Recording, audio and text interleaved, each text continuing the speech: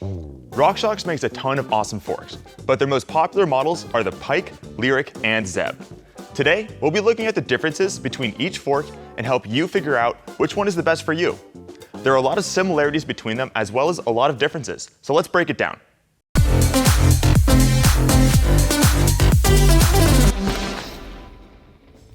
The Lyrik and the Pike have both been around for over a decade, while the ZEB is the newest model and the answer to the aggressive riding that modern enduro bikes are built for. Each of these three has gotten a whole host of changes for their 2023 generation and come in a few different spec options. But today, we'll be focusing on the differences between the chassis rather than getting into those nitty-gritty details between the different spec levels. Model for model, they each have the same specs, and all three ultimate level forks are designed around the Charger 3 damper as well as the Debonair Plus air spring. They all come with the ButterCup technology in both the damper and the air spring, as well as the pressure relief valves on the back of the lowers, which allow you to purge any air pressure that has gotten built up in the lower legs due to changes in altitude or temperature. All three are also offered in 27.5 and 29-inch wheel sizes. By including all of these features across the whole lineup, RockShox has made it super easy to figure out which fork chassis best suits your need without having to compromise on damping or air spring. With that out of the way, let's check out what sets these three forks apart from each other. RockShox has made it incredibly simple to figure out which fork is best suited for you. With the main differences between these three forks is going to be the travel ranges they offer, as well as the different levels of stiffness each chassis delivers. The Pike is the only one of these three forks that comes in at 130 millimeters of travel. And that makes sense, as it's the fork that's built entirely around the trail riding that a 130 mil bike is perfect for. At 140 mil of travel, it gets a little bit more tricky, because now you get to choose between the Pike and the Lyrik.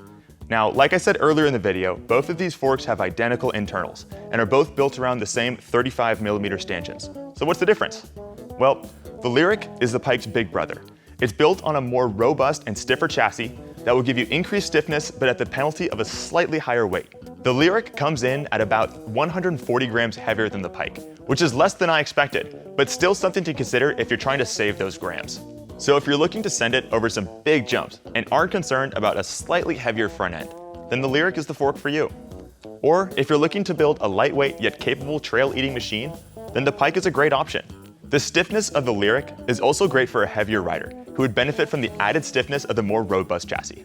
Moving forward to 150 mil of travel, then your only option is the Lyrik that we were just talking about a second ago. So that makes it super straightforward if you're looking for that 150 millimeter of travel fork.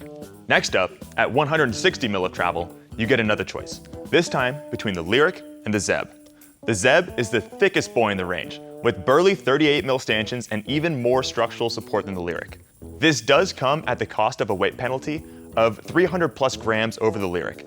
But if you're looking to send some big drops, or if you're on the heavier side of the spectrum, then the ZEB is a great option with the increased stiffness offered by those big ol' stanchions. But don't let the weight of the ZEB scare you, because it's still lighter than comparable 38 mil stanchion forks on the market.